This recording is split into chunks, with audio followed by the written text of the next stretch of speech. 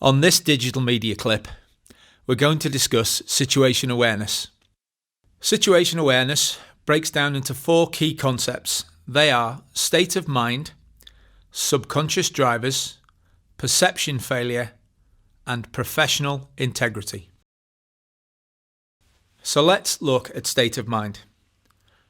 State of mind is supported by 3 key factors. The first one being alpha, which we've already discussed at length, our mind and body in 2 separate places. When people are in alpha, they often overlook hazards that are below the knee or above the eye. The next factor is overwhelm. When people are overwhelmed, their conscious and subconscious mind are often dealing with more than they can cope with. They make mistakes and miss or overlook the hazards that are around them. The next factor is consistent focus. When people are carrying out activities where there is a significantly high risk, they focus so intently on the high-risk activities, they often overlook the simpler things which will catch them out when they complete the task. So what can we learn from state of mind? I guess at some point in our lives we'll all be in a situation where our mind drifts off because of what's going on the inside, and we need to give each other permission to look out for each other and remind each other to stay safe. So let's recognise the moments when we can be distracted and say thanks when somebody looks out for us. So the next concept for us to consider is subconscious drivers. The first factor for subconscious drivers is habits. Human beings are creatures of habit, and 99.7% of everything we do every day is habitual. How many of our habits carry a little risk? The next factor for subconscious drivers is time versus risk. Human beings are wired to save time and energy, and they're always looking out for shortcuts to take. Complacency is the final factor under subconscious drivers, and human beings are designed to become complacent to just about any risk they routinely get away with. So what do we learn from subconscious drivers? Every single one of us has a collection of habits or shortcuts which have added together to create complacency. We need to give each other permission to remind each other to stay safe. We need to create a nudge culture and make sure we take a moment to give each other a nudge.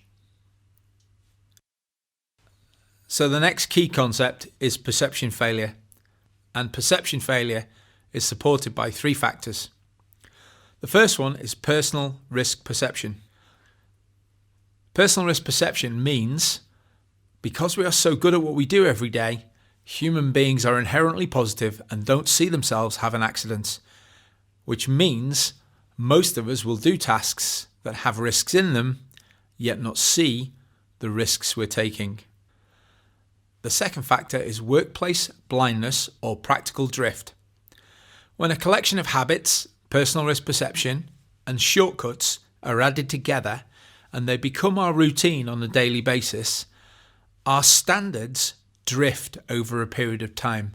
To a point, maybe 3 to 6 months later, we forget that they were even our standards, and the new norm has now become our current way of thinking. The final factor is focus and filter. Once we focus on the task that's really important to us, we tend to filter out all the risks that are going on around us and only notice what we need to achieve. Professional integrity is the next key concept. And professional integrity is supported by 3 factors. Players and their can-do values. People always say, when we have an accident or incident, they're one of my best teams. And that's because our players' values are what our leaders and managers focus on most of the time. They're only trying to deliver what's important to us as managers and leaders. The next factor is reputation. We need to maintain our reputation of being open, honest and fair, and having integrity when it comes to investigating our accidents and investigating near misses. We need to be brave about our standards and fair with our people. Our culture is best defined as the way we do things round here. And it is supported by our mission, delivering what we promise, Our values: delivery, integrity, people, and safety. But it is absolutely supported by our behaviours, our ability to challenge each other when we don't behave in accordance with our core values. That's what creates a culture focused on excellence. It is absolutely essential that we always have an open culture and challenge every single person to live up to those values. Delivering what we promise, and what we promise is excellence. So situation awareness is 4 key concepts. And for each one of these concepts, there's a simple action we can all agree to take. Recognize the moments when we can all be distracted. Will help us deal with state of mind. Take a moment to give me a nudge. Will help us deal with subconscious drivers. Step back and take a moment to assess the risks. Will help us challenge perception failure. And finally, it only takes a moment to lead by example. So let's make yours a great one.